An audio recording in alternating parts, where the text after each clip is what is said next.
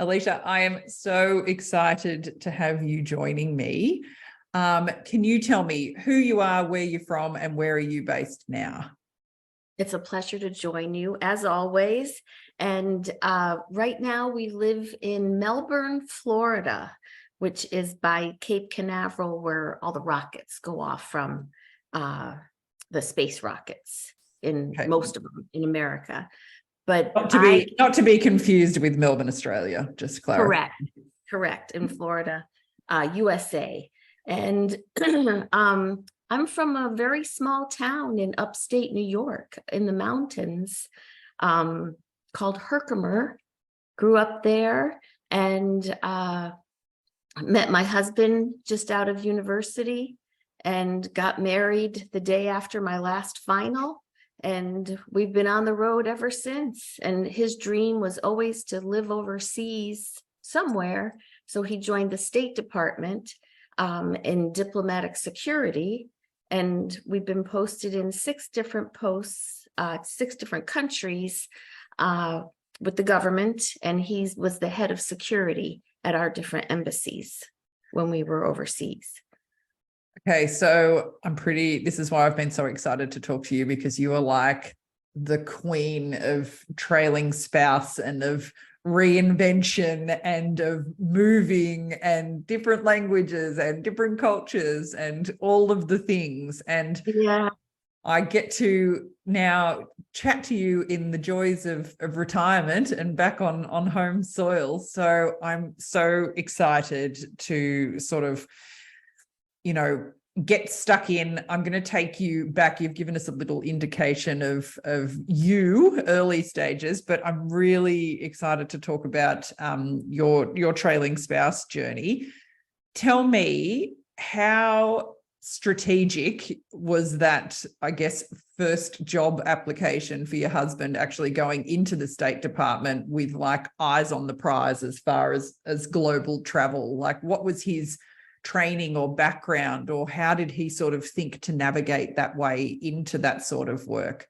he knew that there were certain federal jobs that, because he was a police officer in Raleigh, North Carolina. He had his degree in criminology, so he knew he was going in that direction.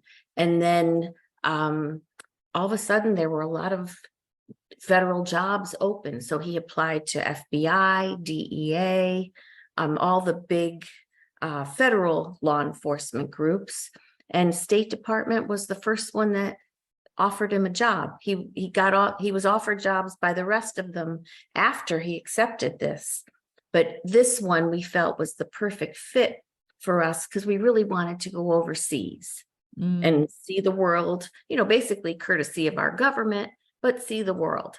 And it worked out perfectly. So what year was this? What year was your first job? 1987. My goodness. And it was crazy because we had moved from Raleigh to Washington, D.C.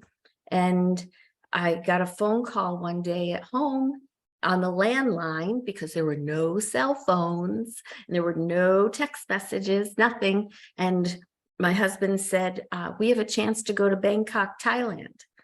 I said, really? Where's that? And he explained where it was and everything. And I said, well, can I have a minute to think about this? I said, I want to go to the library. There was no Google. Of course. So I walked to the library and said to the librarian, I need a few books on Bangkok, Thailand. And that's, I looked at it, the pictures, I was like, oh yeah, I'm in. And walked home, called him on the landline and said, let's do it. Oh my goodness. So how old would you be? And we had been? I was 28. Yeah. And what were you doing at the time, work-wise? At that time, I was doing retail work because we knew we were going to end up going somewhere new. We just didn't know where. So at that time, I was just working in a dress shop. I didn't look for anything permanent. So it was quick. I could leave easily. Yeah, that's so cool. And I love it that like right from the start, you guys have had a real team like strategy. You guys as a team are doing this and you're like, I'm not going to bother getting stuck into career wise until we're ready to go. Like, so we know where Right. we're going. Right, because teaching is my background, and I didn't want to make any commitments like that, and have to leave suddenly. Yeah, so that was the beginning.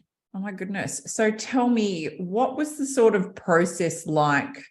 You know, the actual timeline from that phone call from your husband to you actually packed up and getting on the plane. Was it an extended amount of time? Did you have time to sort of say get your head into the space of going? Like, I think it was probably 3 months, around that amount of time.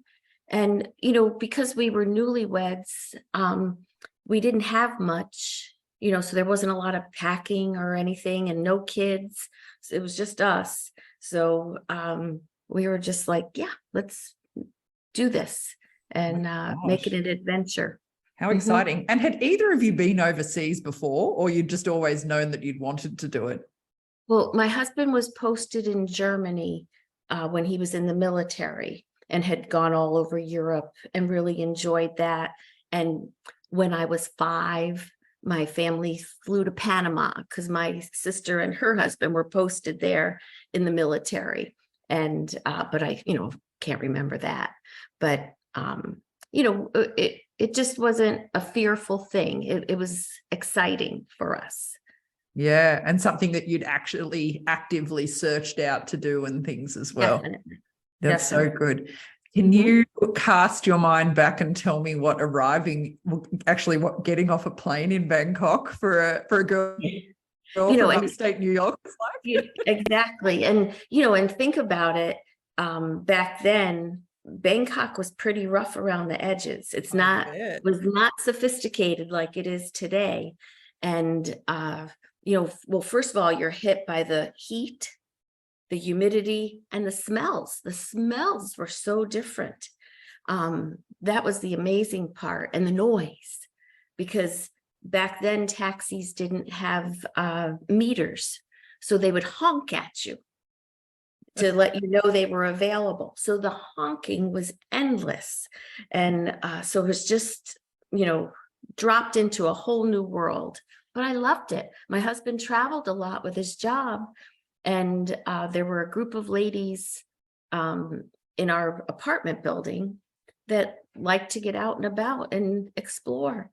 And there I was with them. They come with us. And we went into deepest, darkest Bangkok, shopping and eating. And, I could eat like a Thai back then. Not now, but back then I could eat as well as a Thai with the chilies. Amazing. So as far as like living arrangements and all of those sorts of things, did the State Department set you up with somewhere to live and all of those sorts of logistics, or did you guys have to hit the ground running and then go and find somewhere to live, or what did that sort of look like? See, with the State Department, we're very lucky because basically you get off the plane and they take you to your new apartment. You're sent photos. The furniture, they buy it from one specific company. So basically it's even fully furnished down to the lamps. You just bring decorative items, your silverware, things like that. And even when you move in, when you get off the plane, they call it there's a welcome kit. So based on your family size, you get, 4 to 6 plates, 4 to 6 mugs, the basics. So you can camp in your apartment until your household goods arrive. I see. So these were the women that were cruising the streets of Bangkok with you. Were they were other trailing spouses or did they just happen to be living in the building? They were other American embassy spouses. Yes. Yeah. Most of them were military. And I don't know. I always compliment them because the military has that camaraderie of taking care of each other. And they scooped me up, because I was wide-eyed, like a deer in the headlights. And now they gave me the comfort level that I have now for going into foreign cultures and embracing it and having fun with it. Have you stayed in touch with some of those original first friends from Bangkok? Oh, yes. Yeah. We have a couple of people that we still keep in touch with, and it's just fun for the giggles of remember when, and it's a good time. Oh, that's so fabulous. So fabulous. So tell me then, what sort of time did you spend in Thailand? How long were you there for? We were there for 2 years, and then we moved to Bogota, Colombia.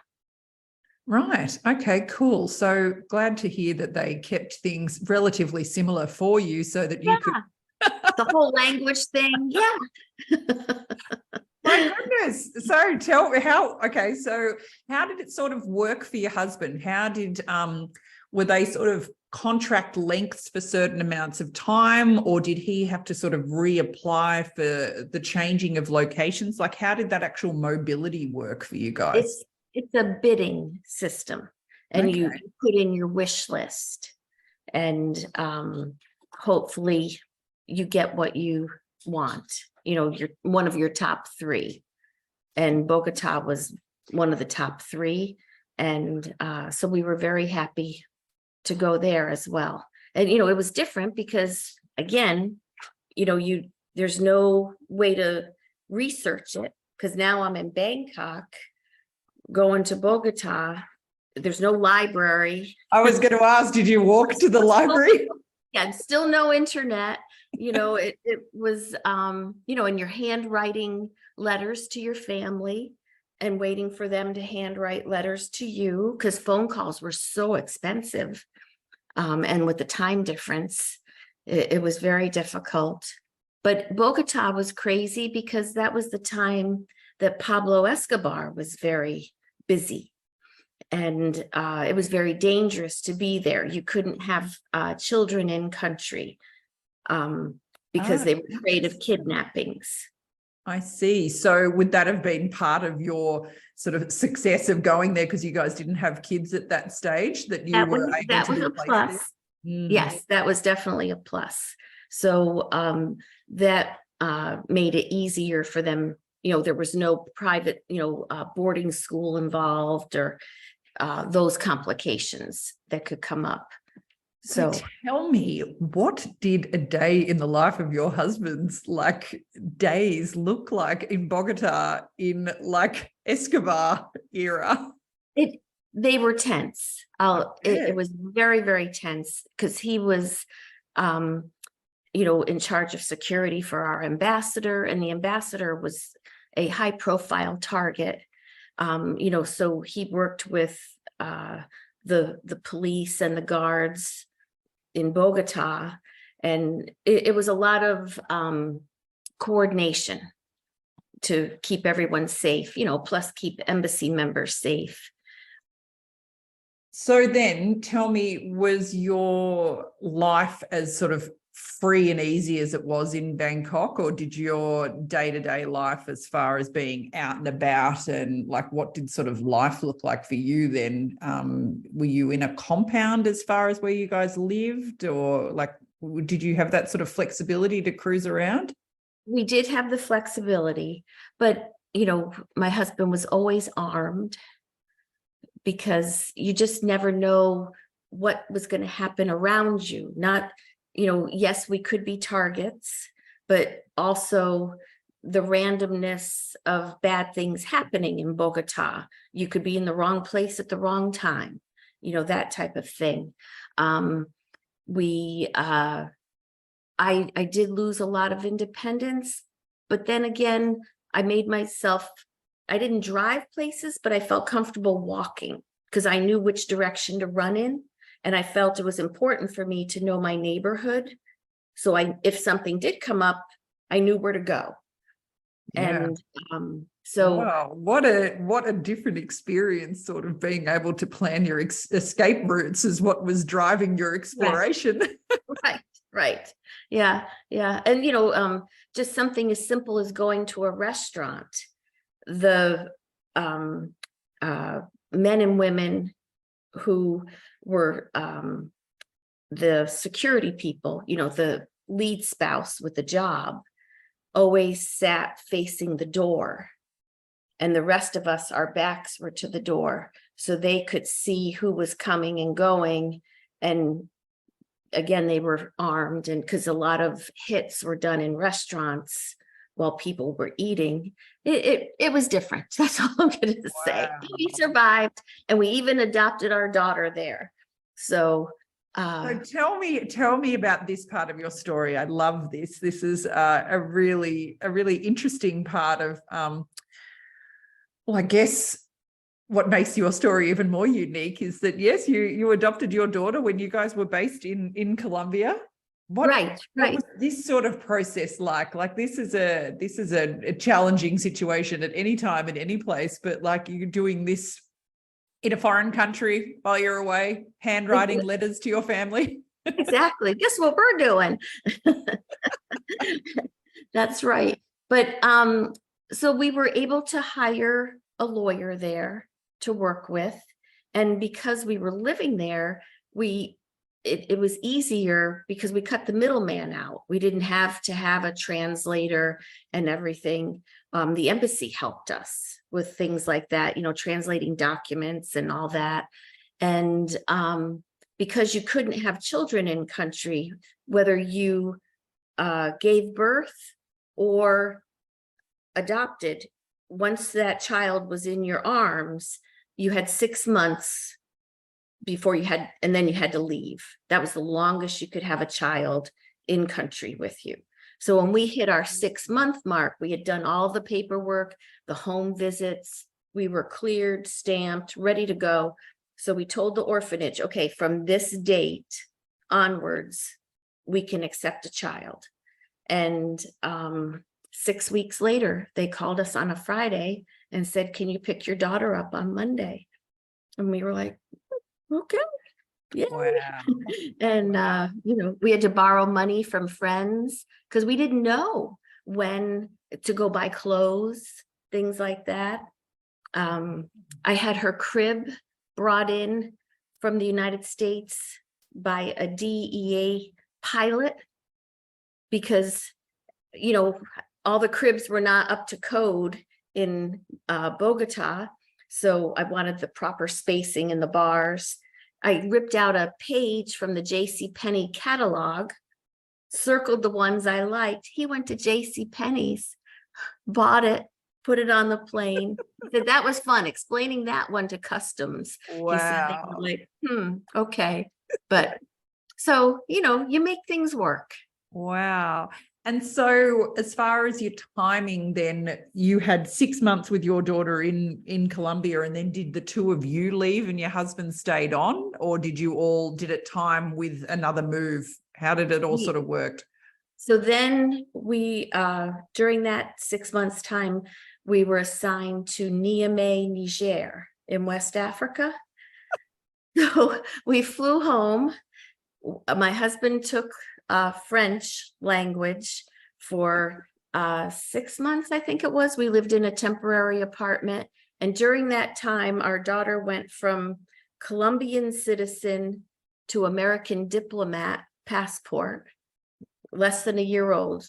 Voila, Wow. she's an American diplomat. And then with we a went newly exactly. French-speaking father. Right. Yeah, kind of. So, and then we tootled off to Niger. My goodness. Lived there for 3 years.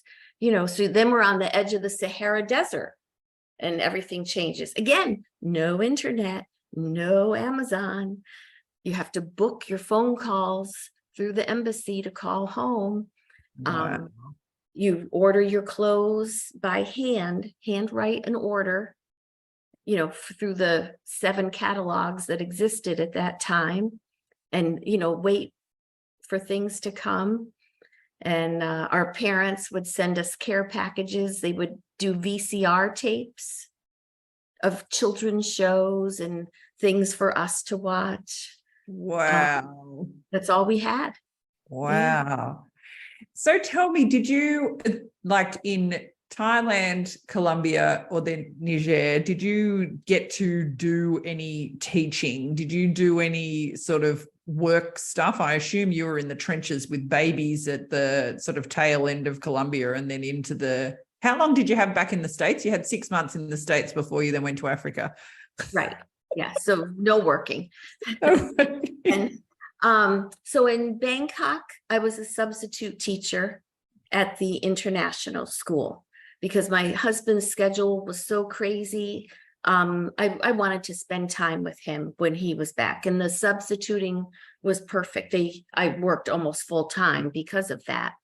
And then in Bogota, the school, the international school, would only pay me as a local hire. So that would have been like $200 a month. It just was a waste of my time. You're like, I don't like teaching this much. But I don't mean to sound pompous, but the pay was just not up to my commitment to them. Fair enough. Right. As an ex-teacher, I can completely sympathize. Right. There you go. So I got a little part-time job at the embassy. So that helped with that. And then in Niger, I was able to teach kindergarten at the international school. So that was perfect. And it was like 3/4 day kindergarten. And our daughter was 2 and 3 at the time. So she went to a little preschool. And so everybody had something to do. It was good. Oh, how fabulous. Did you find that in these places, were you finding that you sort of branched out with your friendship groups and your networks and things outside of the American crowd? Or did you find that it was sort of still quite, not even expat, but quite American who you were hanging out with? That was only in Bangkok and Bogota. But then Niger, our 2 closest friends were 2 couples, one from the Canadian embassy and another from the Belgian embassy. And we still get together with them every couple of years. We're all in touch. It's wonderful. And then in Singapore, when we lived there, because after Alicia May, we went to Singapore. We went back to the States for 2 years, but then Singapore was after that. And our next door neighbors were New Zealanders, but are permanent residents of Singapore. And they are some of our dearest friends. There were no Americans in our apartment building. We were right down on Orchard Road. We knew no one. And again, this family was wonderful. And this is where you go to the store, and introduced us to Tang Lin and Carrefour. And they were very helpful. And, we're still very close friends with them. But again, now with the internet, it just, and cell phones, it has changed everything because you can keep in touch with people so far away. The old days where you had to handwrite and wait for the post to deliver and everything. It was a bit of a struggle to keep in touch with foreign friends. Yeah. Yep. So tell me then, by the time you got to Singapore, what year would it have been? Singapore was 1999. Yeah, right. Okay. So things that technology is sort of picking up a bit by the time you got to Singapore. Right. Uh-huh. Yeah. And then, so in Singapore, I was able to teach at the American school. So I taught pre-kindergarten there, and that was wonderful. But I didn't get that job until our second year there, because we were there for 3 years. The first year, I met a woman. She was American, but from the private sector. They weren't associated with the embassy. And what we did to keep our days busy was we got a map of Singapore and we just drove around the island, just finding stuff. And we made it an adventure, driving on the wrong side of the road. And I was the driver. And we just had a lot of giggles. I found my person there to hang out so with. Fabulous. And isn't that, do you think, looking back on all of the postings, were you lucky enough to find your person in each place? Yes. Yeah, it was nice when that happened. It takes time to find that person. I try to look at our postings almost scientifically, because once I looked back on our posts, because you struggle when you first get there, and you're the hunter-gatherer for your family, and you don't know where anything is, how much you should pay, how does the stove work, is there going to be enough gas, just those little things. And I just found that if I could hang in there till the 8th month 8, I could do it. And there were a lot of tears in between, frustration, dear God, what have we done? And, clicking my heels together like Dorothy in The Wizard of Oz, Annie M, I can't get home. But if I could get to that 8th month mark, then it was almost like, all right, I got this. And then I could proceed, and it became normal. But it was the struggle until the 8th month mark for me personally. Oh my gosh, that's hilarious. And that's so cool that you could actually peg that and peg it while you were in it as well, to be able to think.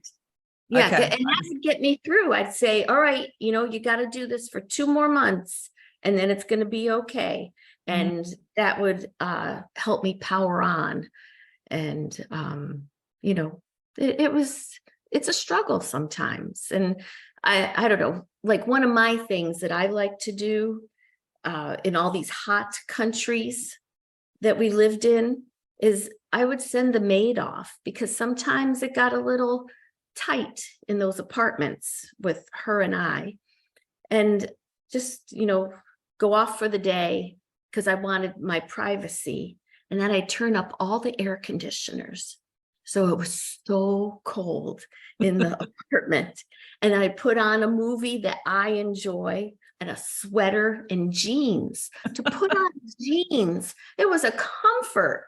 And then I'd make a nice hot cup of tea, or, glass of wine, depending on the time of day. And I'd sit there by myself, enjoy a movie, a little chill. And I felt better because it was a little out of the box normal for me, like a winter's day in Singapore or on the edge of the Sahara Desert, a winter's day. Love it. I actually do that as well. I'll go to the cinema sometimes and I'll wear jeans and take a jumper with me and just going and watching a film where it is freezing and you're like, oh. But then the walk home is always horrible because you're like, oh my gosh, like I should have. I want to be naked, right? I'm taking a pair of shorts to put on to walk home in. Oh, it's true. Yeah. My goodness. But yeah, it's been, a roller coaster in each post until you get used to it and you find your people. And, joining the International Women's Club, I loved that because there's such a variety of people to meet. And they're just this was in Singapore? In Singapore, in Greece, where else was there? In Bangkok, joined the International Women's Club there as well. So it was just, to meet people in the same situation and how they were coping. Their coping skills are a little different depending on where they're from, and or they're dealing with different changes. So it was always, it made you feel good to be surrounded by people in the same situation. Yeah. Yeah, 100%. Mm-hmm. Okay, Yeah. where was next stop after Singapore? So after Singapore, we did a lot of back and forth. So then we'd go back to the States for 2 years. And then, where would you live when you were in the States? Was it back to Washington where they would get you to be? Yeah. Right. So what we did was early on, right after Alicia May, we bought a townhouse on the Virginia side of DC. And we just rented it out when we'd go overseas. So we always had a home base to go home to. You know, we knew where all the furniture went. We could just move in quickly. And so that worked out well for us. But so after Singapore was Athens, Greece. And we were there for 4 years. Our daughter did all of high school there. And I wasn't able to teach at the international school because they wanted you to be part Greek.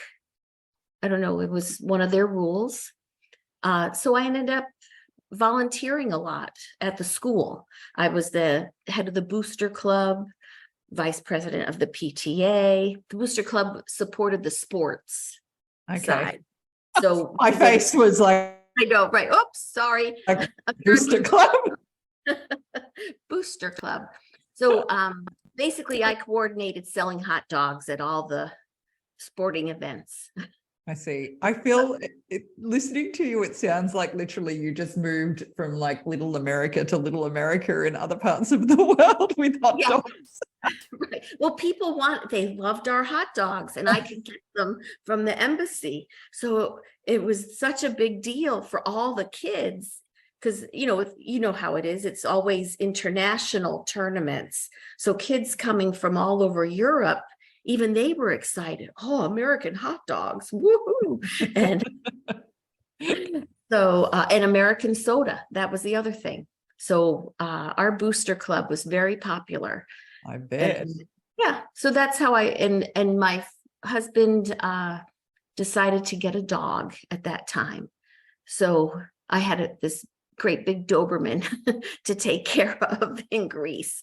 So between walking a Doberman in Athens, which are always special with all the street dogs and everything, between that and going back and forth to the school, my days were filled. I bet. So tell me, who was walking who? The Doberman, or yeah, really? Exactly. Yeah. But and then after that, we went back to the States, and I thought, my husband said, we're probably going to retire in the States, and so I didn't get a job. I let my teaching certificate expire and everything. And then all of a sudden they offered him going to New Delhi, India. So off we go to New Delhi, India. So hang on, did the Doberman come back to the States and then go to India with you? He did. Yeah. There you go. So we went to India, and there were no teaching positions because I had let my certificate go.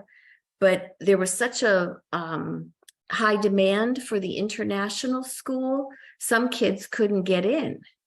So what I ended up was turning a spare bedroom in our apartment into a classroom. And I ordered supplies from the States, and I had 2 first graders and 1 second grader that I homeschooled for a year until they could get into the international school. Wow. So it worked out perfectly. Yeah. And then after that, that's when I got the position at the embassy as the community liaison, where we welcome all the families that are coming. And our office gets information to them to prepare them, because New Delhi is a different world. And you really need to be prepared when you go there. I see. So hang on, this community liaison position, is was there one of these people in every like place that you lived? Correct. Yes. At every embassy. I see. So they had been sort of helping you navigate each of these moves around. The position hadn't really grown into that yet. It was more once you arrived, they would coordinate celebrations, American style activities. Once in a while you'd find a community liaison person that would take you out into the city and show you where things were and everything. The position eventually grew into that, where it was a requirement that you get your new people out into the city and show them everything. But before that, it was just a person who did a newsletter saying what events were going on. Very simple position. And then it grew into this: get the information out there, prepare your people, welcome them. And they're the ones that do the sponsor program, because every time you go to a different embassy, you're assigned a sponsor. And that person reaches out to you and your family and tells you things about where you're going. Like a buddy system. Right. And they try to match you, based on children's age, or if you're a couple without children, they'll try to match you with another couple of similar, or, people in your neighborhood or in your apartment building, just to help you. And then when you arrive, that your sponsor group, before you arrive, they go to your apartment and they set up the beds, make them. They put food in your refrigerator. They say, all right, I'm going to pick you up at X time tomorrow morning. We're going to go to the embassy, get your badges, all that. And usually take you out to dinner, show you around. That's the perfect sponsor. So fabulous. So it is helpful for our, embassy State Department group having that program, especially the way it has expanded to now. But in New Delhi, we really, I was so specific. We created my associate and I, we created a booklet, telling you what kind of clothes to wear, because you can't go sleeveless, your legs have to be covered, all those things. We were very, very detail oriented. So we thought, I hope they're still doing it, there were no surprises when you got there. So tell me, how many people are we talking, like, as far as, I guess including all of the embassy staff, but say, like, as far as how many sort of family groups and things would there have been in these different bases? I'm assuming New Delhi was quite a big sort of operation. Right. How many people are we talking that you guys that are in your sort of community? We had, I believe it was maybe 300 families. Oh, wow. The embassy in New Delhi is very large, but then like in Niamey, when we were there, it was 30 people, so you're looking at maybe 15 families. And, it depends on the size of the post. Europe, they're bigger postings. The embassies are large again, but Gosh, wow. The American embassy in New Delhi is bigger than the town I moved from in Australia. There you go. Yeah. No, it was enormous, and coordinating housing and everything for that amount of people. It was interesting, but we did it. Yeah. Yep. So was it like a constant turnover, or was there sort of a turnover season of the year or things, or was it sort of sporadically throughout the year? It was very gentle throughout the year. But then the summertime, our summertime between May and September was the big turnover time, because most people had children and they wanted to move during the summer break. Sure. So that was when they would transition. In January, there was a little changeover. They called that the off-season change. That's when you could bid. Seasonal bidding is summertime bids, and then off-season is in January, February. I see. We'd get a little turnover then. Yeah, I see. So listening to you, I just sort of think like, oh my gosh, what an absolute lifetime full of the most amazing experiences, and amazing experiences for your daughter as well. Like, how incredible. Right. Well, and she loved it so much that she has the exact same job as my husband now. She's a diplomatic security agent, and she lives in Myanmar. She's the assistant director of security overseas. Wow. So, she just loves it. Wow. Mm-hmm. That's amazing. Is that something that you find, like, I know that sort of military families, that becomes quite a sort of thing that happens generationally? Like, is it like similar things, or is she a bit of an outlier as far as following father's footsteps? There are a few other young women who have done the exact same thing in her, in the diplomatic security group. But what we found is with kids, either they love it and they want to get back into it, they love their overseas life, or I'm never moving again. And they plant those roots and they are done. So it can go either way. And it's just interesting. My goodness. So because I always sort of ask some similar questions around advice for people doing this, either for the first time or if they've just sort of started. But I guess it's so interesting listening to you guys, because it was such a goal, and you guys like set out to actively do this. There was no sort of surprise as far as the initial move, or knowing that there would be lots of moves and things like that. So I'll tweak my question slightly for you to be more around, what would be some advice, I guess, for people that know that the moves will be semi-regular. Like, I've spoken to a number of trailing spouses who are medical trailing spouses. So their partners are either in medicine or allied health, or so as part of their training or as the work themselves, they're actually moving quite regularly. Have you got advice that sort of, I guess, when you're a place hopper that you can give to people? Yeah, for me, it was always knowledge about where I'm going to. And I found knowledge empowering. And once, I try to learn as much as I could about the country.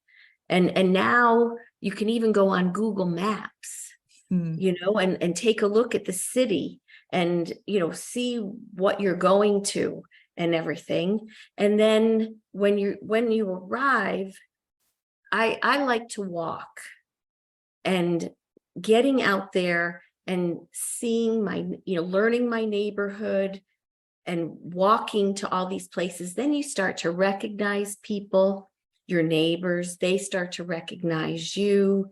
And I just felt empowered because I knew where I was again, even though it was different.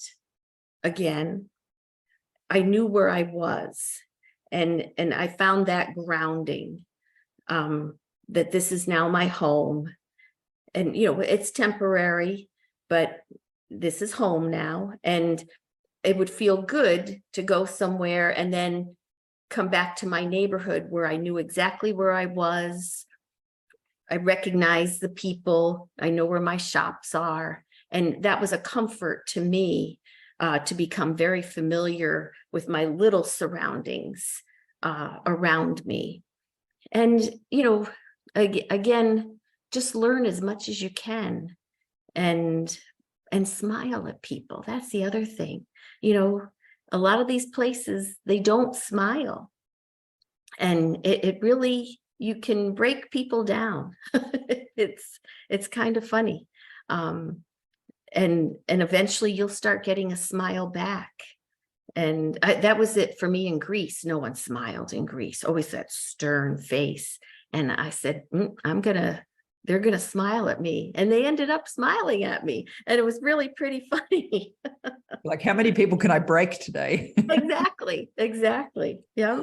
Yeah. I just want to circle briefly back to what you talk about, that concept of home. Do you, or did you actively think of each place as being home? Did you consciously make a point of being, this is my home, this is where I live? And and I brought certain things with me. Artwork that we love, things like that, framed photos of our travels, our family and everything. And, once all that was set up, it was home. So you knew what paintings you were going to see again. The bedding. To me, bedding is important. Voila, our daughter's bedroom.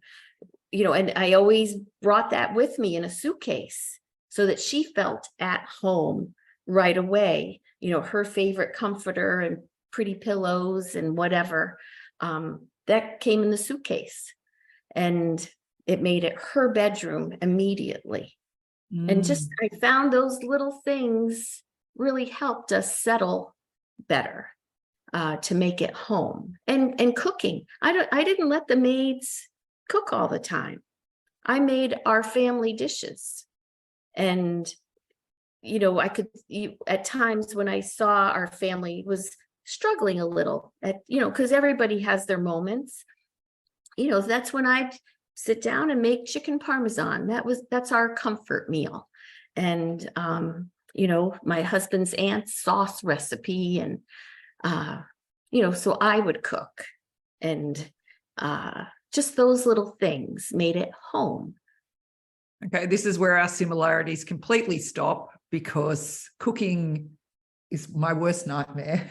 Okay. It's therapy for me. I love it. Yeah, have a glass of wine and I'm good to go. Oh, goodness. I actually am quite jealous of people that do that, because I have never been a cook. I went to boarding school and then lived at college and was fed there. And then when I moved in with flatmates, I always did the washing up. People always cooked for me. And then I married a guy that likes cooking. I'm the washing up girl. Okay, well, see, but you could have him cook, pop in a nice little roast with some oven roasted potatoes and, just something, if you're in Singapore, not to have Asian food one night. It is just, and that could be the night you turn up all the air conditioners and make everybody wear sweaters to dinner, do silly things like that. And, I love that. I love that. Actually, trick yourself into thinking that there's a season here. Exactly. And make your kids think you're crazy or Don't worry. I think I've got that covered as well. But it just have fun with it. That's because there's going to be days when you just want to cry your eyes out living overseas, and do it. You'll feel so much better. That's all I can say is, when you have those moments, go ahead and do it. And then you're going to be like, all right, now I can do it. But if you have those moments where you just want to cry, just, go in your bedroom, lock the door and have your moments, and go slow. Don't force it to be quick, because you'll feel even better. Because been there, done that. Yeah.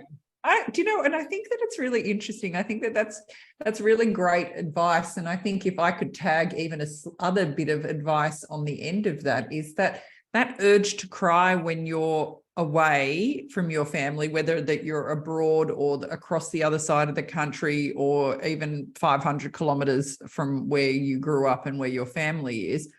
Right. I think we sometimes think when you're not when you're elsewhere, that if you were at home, you would never feel like that. There's a really good chance that life, if you were at home, you would still want to cry. So I think that it's perfectly normal to have a big cry. That's not just right. because you're abroad or elsewhere, but because you need a good cry. There you go. Exactly. Yep. The scenery is just different. That's all. Agreed. Yeah. The Sahara is in your backyard. Right. Oh, goodness. Yep. Well, yeah. Alicia, I'm so grateful that you were happy to share your, I always just love hearing people's stories like that. You're a genuine adventurer. I love it. It was, like in Niger, I felt like a pioneer woman because we had the water distillers because you couldn't drink the tap water. So I had to make water every day. And when we were in Bogota, I knew this was coming. So I used bottled water, the big jugs for making formula for our daughter. So what I started doing was saving the jugs with the caps, because I said, I need to be able to store water. So I had this whole little closet filled with jugs. The movers came. They were like, what? Just pack them. My husband thought I was crazy. Well, we used every last one of them. I bet. They wear out, you move on to the next set. And we needed them to be able to store water and, washing vegetables in Clorox and water. And there was a short growing season there. So my maid and I would, as soon as vegetables would come in, we'd blanch and freeze them. So we had a whole assembly line going because otherwise you had no vegetables for the rest of the year. So the embassy gave us these big stand-up freezers. So we'd freeze, and like I said, I felt like a pioneer woman because I had to plan in advance for what was coming, the hot season and everything when there was very little food available.